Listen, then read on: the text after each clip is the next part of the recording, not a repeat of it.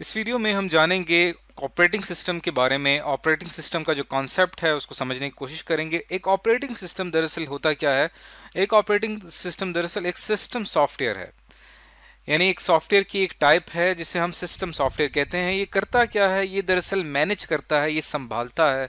क्या चीज संभालता है? ये हार्डवेयर रिसोर्सेज को मैनेज करता है। हार्डवेयर रिसोर्सेज हमारे पास कौन से हैं? जैसे कि आप देख सकते हैं इस इमेज में, यहाँ पे आपको mouse, keyboard, hard drive, monitor, printer, ये तमाम क्या है? आपके हार्डवेयर रिसोर्सेज हैं। इनको मैनेज करना, इनको संभालना, उसके लिए हमें जरूरत पड़ती है एक सिस्टम सॉफ्टवेयर की। इसके अलावा ये जो सिस्टम सॉफ्टवेयर है, ये हमारे जो एप्लीकेशन प्रोग्राम्स हैं, जैसे कि हम मुख्तलिफ सॉफ्टवेयर यूज करते हैं, जैसे कि कोई गेम हो गया या कोई हम MS ऑफिस यूज करते हैं, MS वर्ड यूज करते हैं, एक्सेल यूज करते हैं। ये तमाम क्या है? हमारे एप्लीकेशन प्रोग्राम्स हैं। एप्लीकेशन प्रोग्राम्स और हार्डवेयर रिसोर्सेज, इन दोनों के दरमियान में हमारे पास एक सॉफ्टवेयर होता है जो कि हमें एक इन्वायरमेंट प्रोवाइड करता है। इस सॉफ्टवेयर को ऑपरेटिंग सिस्टम कहते हैं, या सिंपल हम इसको OS भी कहते हैं। अब जैसे कि हम अपना कंप्यूटर ऑन करते हैं तो हमारे सामने विंडोज की स्क्रीन आ जाती है।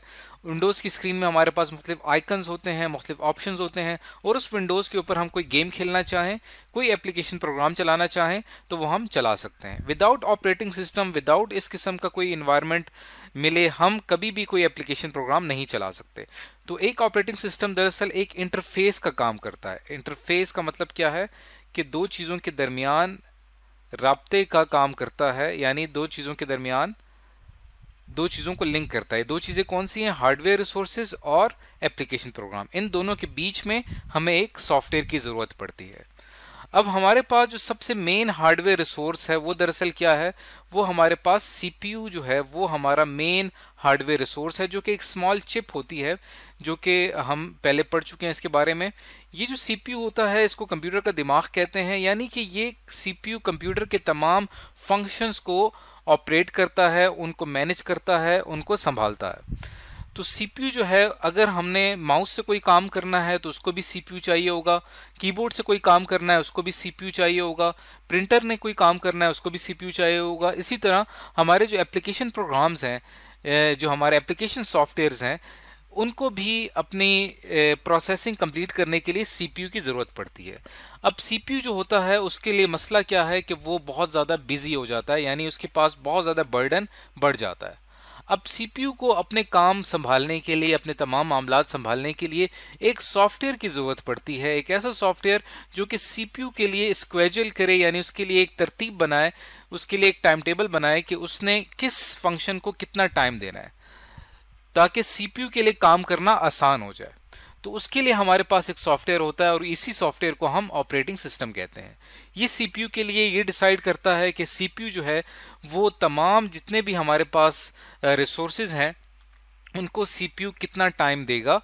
ये इन तमाम चीज़ों का फैसला ऑपरेटिंग सिस्टम के जरिए किया जाता है। ऑपरेटिंग सिस्टम की एग्जांपल हम इस तरह से भी समझ सकते हैं कि जैसे हमारे पास एक मुल्क के अंदर कोई गवर्नमेंट का जो सिस्टम होता है, यानी गवर्नमेंट जो होती है वो संभाल रही होती है मुल्क के रिसोर्सेज को, और आवाम की जो नीड्स होती हैं उनको पूरा कर रही होती है। यानी आवाम की ज़रूरियात और जो मुल्क के अंदर रिसोर्सेज पाए जाते हैं उनके दरमियान एक हुकूमत का एक निज़ाम होता है जो कि आवाम को फैसिलिटेट करती है।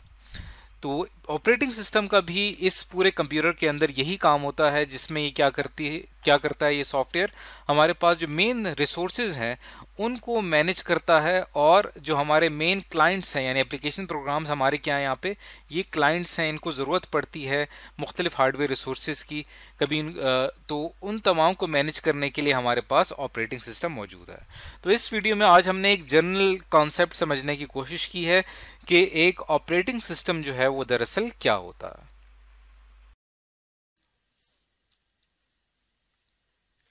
हेलो स्टूडेंट्स, हमारी आज की वीडियो का टॉपिक है व्हाट इज डॉस, यानी कि हमारे पास डिस्क ऑपरेटिंग सिस्टम क्या होता है और इसको हम लोग किस मकसद के लिए यूज करते हैं और कैसे इस्तेमाल करते हैं। यहाँ पे डॉस में हमारे पास डी जो है वो डिस्क के लिए स्टैंड करता है, O for operating and S for system, यानी कि डिस्क ऑपरेटिंग सिस्टम। यहाँ पर हमारे पास जिस तरह इसके नाम से जाहिर है, ये हमारे पास एक ऑपरेटिंग सिस्टम होता है, यानी कि ये हमारे पास एक ऐसा सॉफ्टवेयर होता है जो हमारे कंप्यूटर की रिसोर्सेस को मैनेज करता है। और जिस तरह के आप लोग स्क्रीन पर देख सकते हैं, ये हमारे पास एक ऐसा सॉफ्टवेयर होता है जो हमारे कंप्यूटर की प्रॉपर फंक्शनिंग के लिए, यानी वो बेहतर तरीके से और सही तरीके से काम करता रहे, उसके लिए बहुत ही ज़रूरी और बहुत ही इंपॉर्टेंट होता है। और ये हमारे पास सिस्टम की रिसोर्सेज भी मैनेज करता है।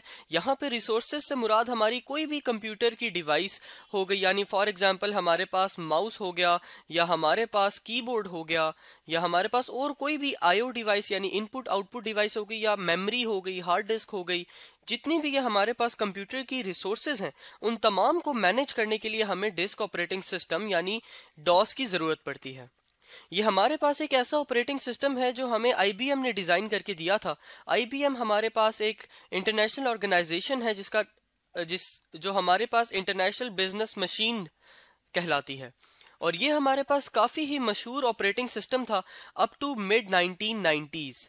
यानी इसके बाद अब हमारे पास काफी, जिस तरह के आप लोगों को मालूम होगा, हमारे पास नए नए ऑपरेटिंग सिस्टम आ गए हैं। फॉर एग्जांपल हम लोग विंडोज यूज करते हैं, विंडोज 10 यूज करते हैं, विंडोज 8 यूज करते हैं, 7 यूज करते हैं। ये हमारे पास तमाम जो है मॉडर्न ऑपरेटिंग सिस्टम की एग्जांपल्स हैं।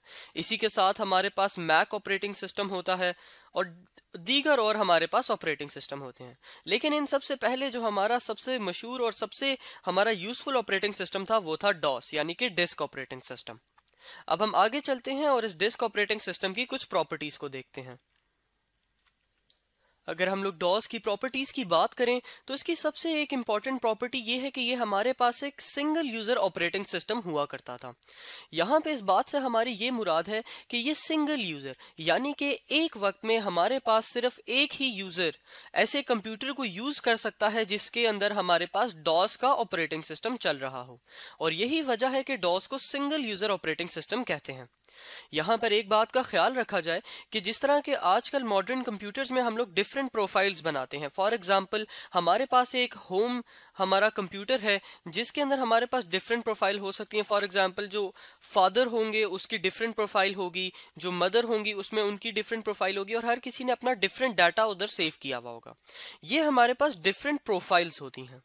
डॉस हमारे पास बिल्कुल इसी तरह मॉडर्न ऑपरेटिंग सिस्टम्स की तरह डिफरेंट प्रोफाइल्स की हमें इजाजत देता है, लेकिन उस कंप्यूटर को जिसको हम लोग यूज करें उसको एट अ टाइम सिंपल एक ही यूजर यूज कर सकता है। जबकि अब जो हमारे पास मॉडर्न कंप्यूटर्स आ रहे हैं वो हमारे पास मल्टीपल यूजर ऑपरेटिंग सिस्टम होते हैं, यानी इनको एक वक्त में एक से ज्यादा यूजर भी यूज कर सकते हैं, इस्तेमाल कर सकते हैं। लेकिन डॉस हमारे पास ये चीज हमें अलाउ नहीं करता था। और इसी के साथ हमारे पास इसकी एक और बहुत ही इंटरेस्टिंग प्रॉपर्टी है, वो है नो नेटवर्किंग फीचर। यहाँ पर हमारे पास ये डॉस का एक नुकसान था, या हम कह सकते हैं कि एक ड्रॉबैक था। वो ये था कि ये हमें कोई भी नेटवर्किंग फीचर नहीं देता था।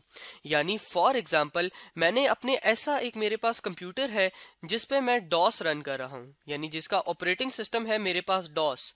उसको मैं अगर किसी नेटवर्क के साथ कनेक्ट करना चाहता हूँ तो मैं उसको कनेक्ट नहीं कर सकूंगा। क्यों? क्योंकि डॉस हमें वो वाली फंक्शनैलिटी, वो वाली मैनेजमेंट, जिस तरह हमने बोला था कि डॉस हमारे पास मैनेजमेंट हमें देता है रिसोर्सेज की, तो ये हमारे पास नेटवर्क मैनेजमेंट हमें नहीं प्रोवाइड करता। तो चूंकि ये हमारे पास कोई नेटवर्किंग फीचर हमें प्रोवाइड नहीं करता, इसलिए हम डॉस वाले कंप्यूटर को नेटवर्क के साथ कनेक्ट नहीं कर सकते।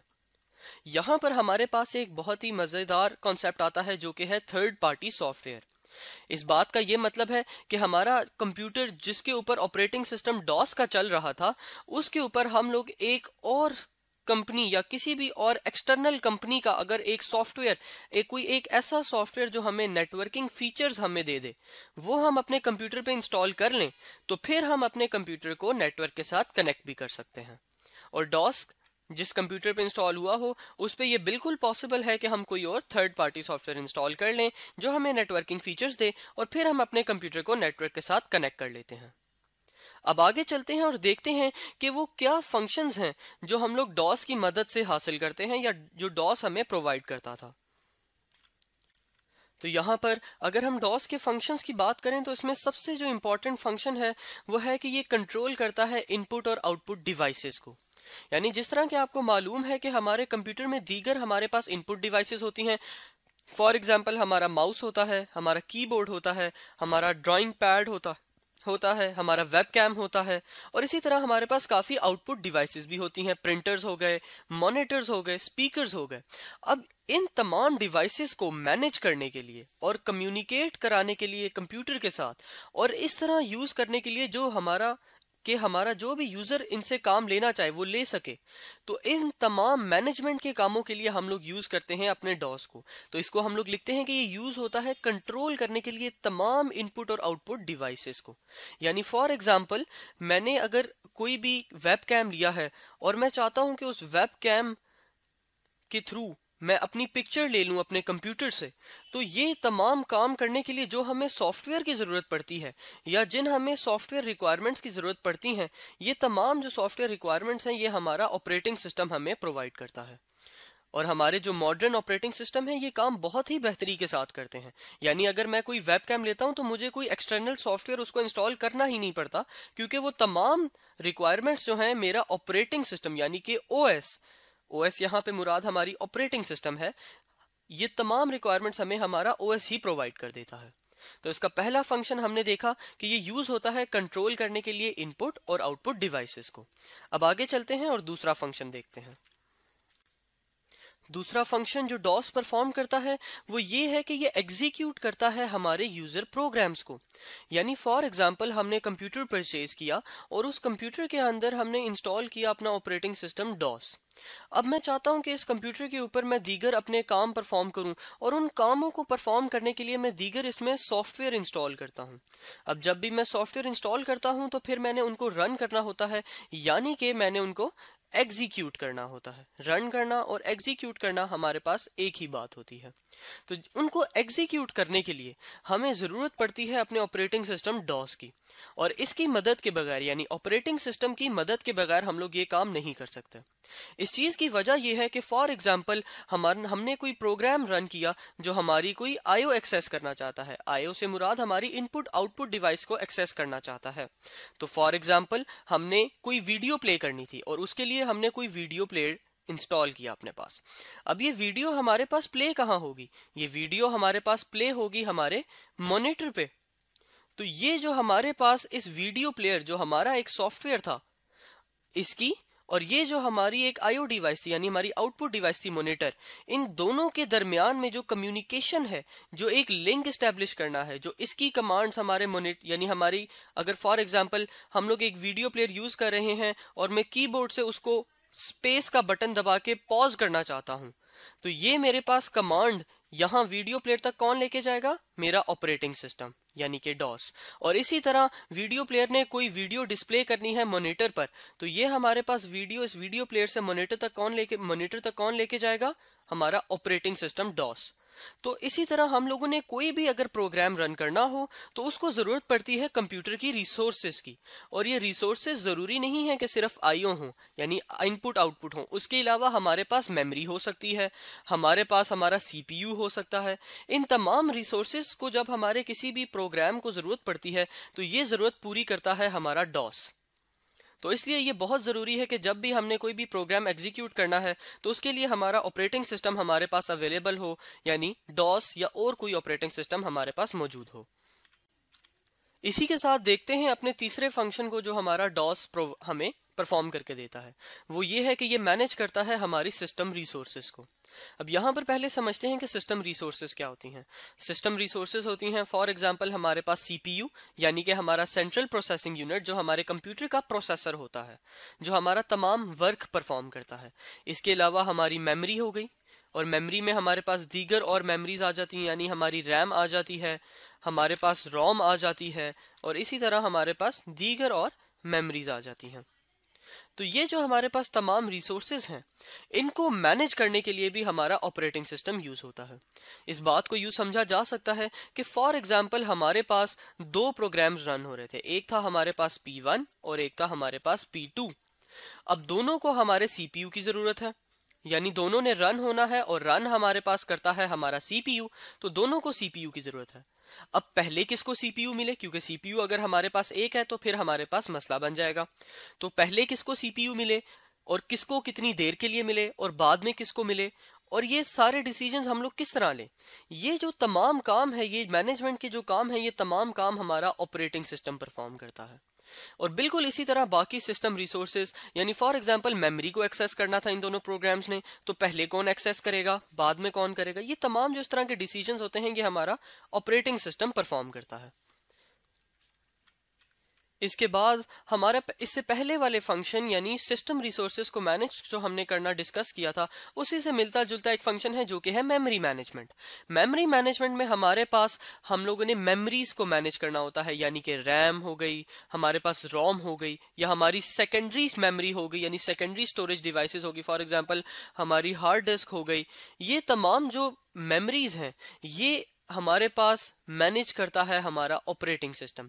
बिल्कुल जिस तरह हमने पहले अभी एक एग्जांपल में समझा था कि अगर हमारे पास मेमोरी है 10 MB रैम में, हमारी रैम की मेमोरी है 10 MB और हमारे पास दो प्रोग्राम्स हैं P1 और P2। अब दोनों को ये मेमोरी रिक्वायर्ड है, तो अब चूंकि ये मेमोरी हमारे पास लिमिटेड होती है हमेशा, यानी एक खास मिकदार से ज्यादा नहीं होती, तो अब ये डिसाइड करना कि कौन सा प्रोग्राम कितनी मेमोरी लेगा और कब लेगा और पहले कौन लेगा और बाद में कौन लेगा, ये तमाम चीजें डिसाइड करना बहुत ही इंपॉर्टेंट होता है। और ये तमाम डिसीजंस हमारा लेता है हमारे लिए ऑपरेटिंग सिस्टम। और इस केस में ये तमाम फंक्शनैलिटी जो है हमारा डॉस हमें परफॉर्म करके देता है और बहुत ही खूबसूरती से ये तमाम डिसीजंस हमारा डॉस परफॉर्म करता है। अब आगे चलते हैं और डॉस के बारे में एक और काफी इंटरेस्टिंग चीज को समझते हैं। अब हम देखते हैं कि हमारे पास डॉस जो है यूजर इंटरफेस कौन सा प्रोवाइड करता है। यहां पर यूजर इंटरफेस से मुराद वो रास्ता है जिसके जरिए से हमारा यूजर हमारे कंप्यूटर के साथ बात करता है, यानी कंप्यूटर को डिफरेंट ऑर्डर्स देता है, डिफरेंट काम करता है कंप्यूटर्स पे। तो ये हमारा जो डॉस है वो हमें प्रोवाइड करता है कमांड लाइन इंटरफेस यानी कि CLI के through communication between user and computer. यहां पर आप लोग देख सकते हैं कि कमांड लाइन इंटरफेस में हमारे पास इस तरह का एक प्रॉम्प्ट होता है ब्लैक कलर का, जिसके अंदर हम लोग डिफरेंट कमांड्स लिखते हैं और डिफरेंट कमांड्स जब हम लिखते हैं उन कमांड्स के जरिए हम अपने कंप्यूटर को डिफरेंट ऑर्डर्स देते हैं। जिस तरह के आप यहां पर देख सकते हैं हमारे पास एक कमांड टाइप हुई हुई है VER, इसी तरह एक यहां पे हमने कमांड टाइप की DIR। ये डिफरेंट हम लोग यहाँ पर इस तरह हमारे पास टेक्स्ट टाइप करने की एक जगह आती है जहां पर हम लोग अपनी डिफरेंट कमांड्स टाइप करते हैं और कंप्यूटर से डिफरेंट काम लेते हैं। यहाँ पर जिस तरह आप लोग देख सकते हैं VER लिखा हुआ है, इसका मतलब होता है कि हमें कंप्यूटर का वर्जन बता दो। हम अपने ऑपरेटिंग सिस्टम से कहते हैं कि हमें अपने कंप्यूटर का जो हमारा ऑपरेटिंग सिस्टम है उसका वर्जन चाहिए, तो ये आप देख सकते हैं हमें वर्जन बता दिया जाता है। और ये तमाम कमांड्स हम लोग आगे की वीडियोस में काफी डिटेल में समझेंगे। और इसी के साथ हमारा एक तरीका होता है यूजर और कंप्यूटर के दरमियान बात करवाने का, ग्राफिक यूजर इंटरफेस, जिसको हम लोग कहते हैं GUI। यहां पर आप लोग देख सकते हैं कि हमारे पास डिफरेंट ग्राफिक्स मौजूद होती हैं, यानी डिफरेंट तस्वीरें हमारे पास मौजूद होती हैं। फॉर एग्जांपल ये हमारे पास एक तस्वीर है, ये हमारे पास तस्वीर है, और डिफरेंट हमारे पास तस्वीर मौजूद होती हैं जिनको हम लोग आइकन का नाम देते हैं। और इनको हम लोग यूज करके और अपनी IO डिवाइसेस यानी माउस को यूज करके और कीबोर्ड को यूज करके अपने कंप्यूटर को डिफरेंट ऑर्डर्स देते हैं, डिफरेंट कमांड्स देते हैं। और ये तमाम काम हम लोग करते हैं ग्राफिक्स की मदद से। और यही काम हमारे पास यूज होता है हमारे तमाम के तमाम तर मॉडर्न ऑपरेटिंग सिस्टम में, फॉर एग्जाम्पल विंडोज में या मैक ऑपरेटिंग सिस्टम में। अब ये जो है हमारे पास दो तरीके होते हैं कंप्यूटर और यूजर के दरमियान बात करवाने के। अब हमारे पास जो डॉस है वो हमें खुद से सिर्फ CLI प्रोवाइड करता है, लेकिन हम लोग थर्ड पार्टी सॉफ्टवेयर इंस्टॉल करके GUI को भी डॉस के अंदर ला सकते हैं। तो स्टूडेंट्स, इस वीडियो में हमने देखा कि हमारे पास डॉस क्या होता है और उसकी हमने काफी डिफरेंट कैरेक्टरिस्टिक्स को समझा। Thank you students.